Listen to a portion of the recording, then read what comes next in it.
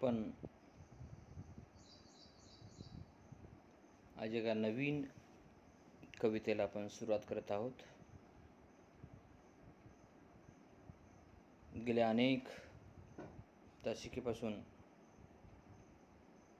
आपण S L मराठीच्या अभ्यासक्रमाचा विचार करत आहोत. गद्यविभागाचा विचार आपण केलेला आहे आणि जो व्याकरणाचा भाग आहे, व्याकरण विभाग, त्याही एका घटकाचा आपण विचार केलेला आहे आणि आता पद्य विभाग त्या समारोपाकडे आपण वळत आहोत. जी 8 क्रमांकाची जी कविता आहे त्या कवितेचं नाव आहे वासनेची मगरमिठी. या कवितेचे कवी विनायक येवले आहेत. कवीचं पूर्ण नाव विनायक सोपान येवले आहे. जन्म 1982 मध्ये झालेला आहे. कवीचं मूळ गाव नांदेड जिल्ह्यातील बामणी हे आहे.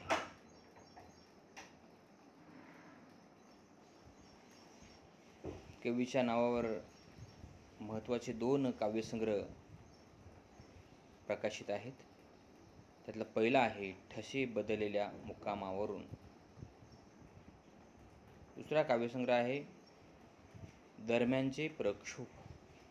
अशा प्रकारचे 2 महत्त्वपूर्ण काव्यसंग्रह कवीच्या नावावर नोंद आहेत.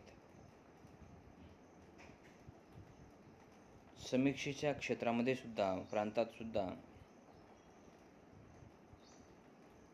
कवीने आपली नोंद केलेली आहे. त्या समीक्षा ग्रंथाचं नाव आहे मराठी साहित्याचे समकालीन संदर्भ. हा समीक्षात्मक ग्रंथ आहे.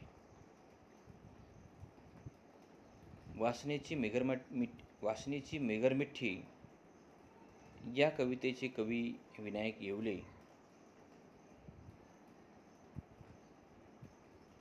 काही दिवस वाशिमहून जे वाङ्मय नियतकालिक प्रकाशित होतं त्या नियतकालिकाचं नाव आहे काव्यग्रह. काव्यग्रह या वाङ्मय नियतकालिकाचे ते काही दिवस कार्यकारी संपादक होते. आता ते स्वतःच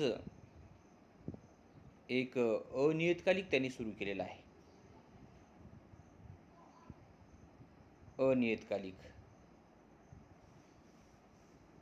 आणि त्या अनियतकालिकाचं वाङ्मय अनियतकालिकाचं नाव आहे चक्र. या वाङ्मयीन चक्र या अनियतकालिकाचे संपादक विनायक येवले आहेत. एवढंच नव्हे तर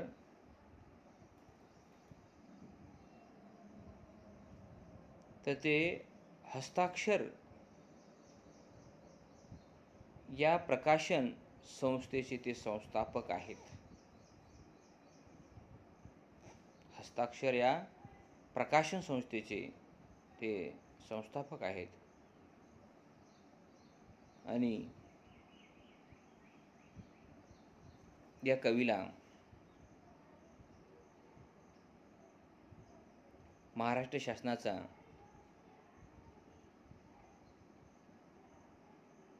बालकवी पुरस्कार सुद्धा मिळालेला आहे. अशा प्रकारचा हा कवी विनायक येवले आहे आणि त्यांच्या कवितेचा आपण या ठिकाणी विचार करत आहोत.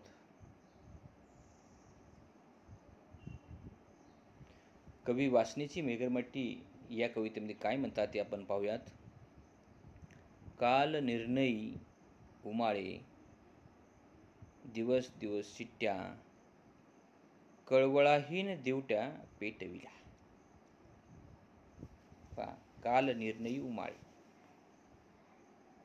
दिवस दिवस शिट्ट्या कळवळाहीन दिवट्या पेटविल्या. कवी या कवितेतून एक जीवनाचा महत्त्वाचा विचार ते मांडतात.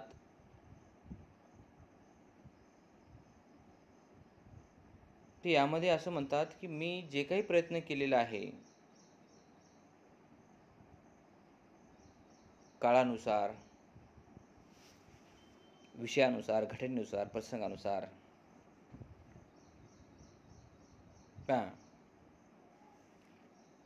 माझा जो प्रयत्न होता, माझं जे प्रेम होतं, माझे जे कष्ट होते, ते काल निर्णयी उमाळे. दिवस दिवस शिट्ट्या, दिवसेंदिवस मी जे प्रयत्न केलेले आहेत, बोललेलो आहे, ओरडलेलो आहे, आवाज उठवलेला आहे, जीवनाला काहीतरी दिशा मिळावी, निर्णय मिळावा, जीवनावर प्रेम करण्यासाठी, विषयावर प्रेम करण्यासाठी. उमाळा म्हणजे प्रेम. कवितेच्या बाबतीमध्ये, विषयाच्या, मराठी विषयाच्या बाबतीमध्ये काल निर्णयी उमाळे, दिवस दिवस शिट्ट्या कळवळाहीन दिवट्या पेटविल्या. यातून काहीच हाती लागणार नाही, अशा प्रकारचे मी प्रयत्न केलेत आणि हे प्रयत्न सगळे व्यर्थ आहेत, व्यर्थ प्रयत्न. आणि माझे प्रेमसुद्धा व्यर्थच आहे.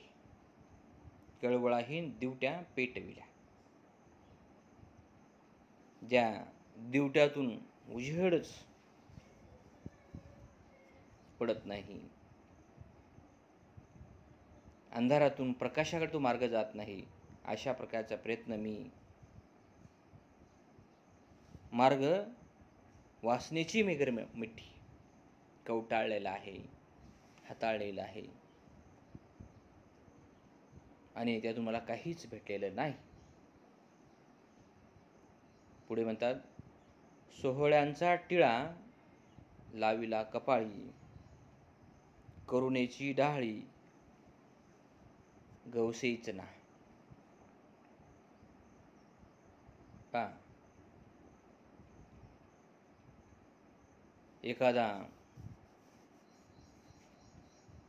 मी एखादा चांगला माणूस, चांगला कवी, चांगला विचारवंत, चांगला समीक्षक होण्यासाठी खूप प्रयत्न केला मी. सोहळ्यांचा टिळा, मला काहीतरी मान्यता मिळावी प्राध्यापक म्हणून, कवी म्हणून, आणि मी मिरवलं सुद्धा. विद्यापीठामध्ये इकडे तिकडे कवी काही दिवस आपल्या स्वामी रामानंद मराठवाडा विद्यापीठामध्ये घड्याळी तासिकेवर प्राध्यापकाचं काम केलेलं आहे. सर्वच लोक आता प्राध्यापक या कवीला म्हणू लागले, सोहळ्यांचा टिळा लाविला कपाळी, करुणेची डाळी गवसेच ना. जे मी शोधण्याचा प्रयत्न करत होतो ते मला काही भेटलेलं नाही. शेवटी ती निराशा कवीच्या नशिबी आलेली आहे, भाडी आलेली आहे. ते त्यांच्या त्या कवितेतून तो विचार प्रखरपणे ते मांडत आहेत. पुढच्या कडव्यामध्ये कवी म्हणतात,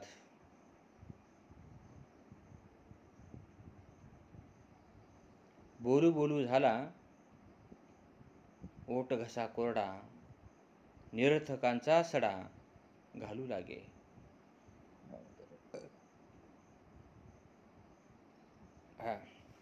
बोलू बोलू झाला ओठ घसा कोरडा, निरर्थकाचा सडा घालू लागे. काही माणसं बोलघेवडे असतात, काही कृतीशून्य असतात, काही कृतीतून दाखवून देतात, काही नुसतंच बोलतात फक्त.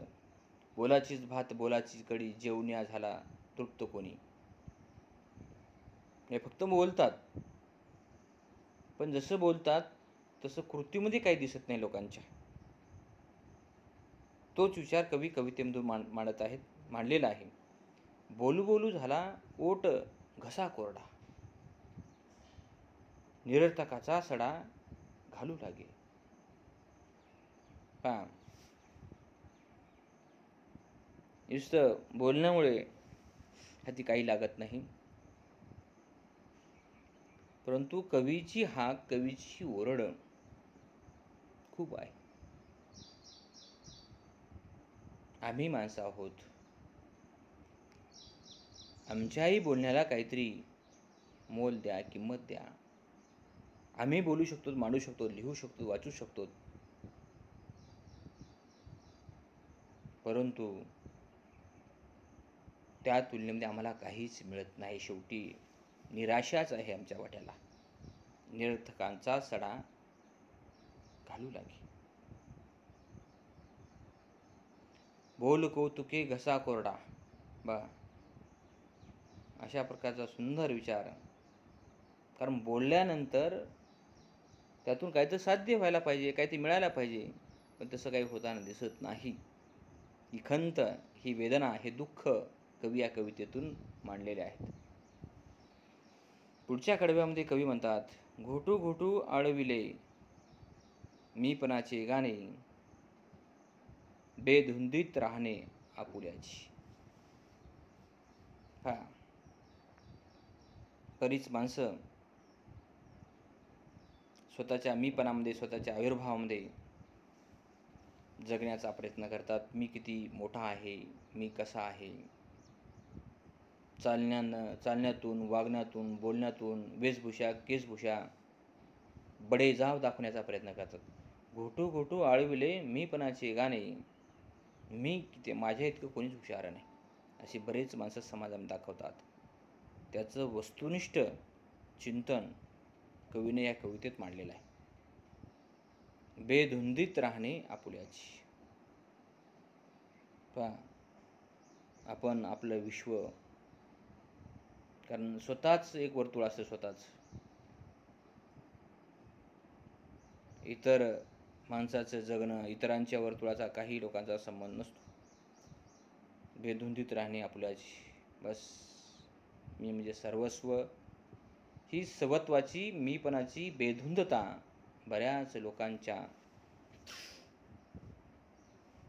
वागण्यामध्ये, बोलण्यामध्ये जाणवते. ही खंत, ही वस्तुनिष्ठता कवी कवितेतून मांडलेली आहे. शेवटच्या कडव्यामध्ये कवी म्हणतात,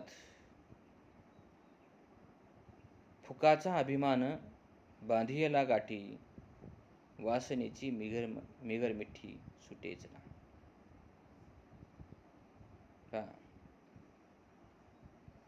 काही माणसं फुकटच्या मोठेपणामध्येच वाहून घेतात,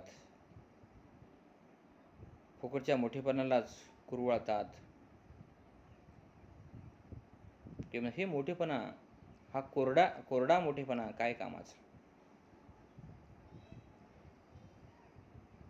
कोरडे मोठेपणाचं ओझं वाहून मरण्यामध्ये काहीच अर्थ नाही. फुकाचा अभिमान बांधियला गाठी, काहीच काम त्यातून हातीन काहीच लागणार नाही. एक ना एक दिवस मरावं लागेल. तर जगण्यासाठी सगळ्याच गोष्टी लागतात. पैसा लागतो, मान लागतो, सन्मान लागतो, कौतुक लागतं, सगळं काही लागतं. फुकाचा अभिमान बांधियला गाठी, वासनेची मिगरमिटी सुटेच ना. परंतु काही लोकांना इतका नाद असतो, राजकारणाचा नाद असतो, पत्त्यांचा नाद असतो, खोटं बोलण्याचा नाद असतो, भांडण लावायचा नाद असतो. काही लोकांना नेतेगिरी करण्याचा नाद असतो, नेतृत्व करण्याचा नाद असतो, त्याचे वाहून घेतात. ही अशा प्रकारची ही जी लालसा आहे, ही जी वासना आहे ही काहीच कामाची नाही, काहीच कामाची नाही, व्यर्थ आहे. ही खंत, ही वेदना कवी या कवितेतून मांडलेली आहे. आणि ही जी कविता आहे वासनेची मेघरमिट्टी, ठसे बदललेल्या मुक्कामावरून या काव्यसंग्रहातून घेतलेली आहे. आणि या ठिकाणी ही कविता संपलेली आहे. आणि आता फक्त आपली एकच कविता उरलेली आहे मुलांनो. त्या कवितेचा आपण उद्याच्या विचार करू.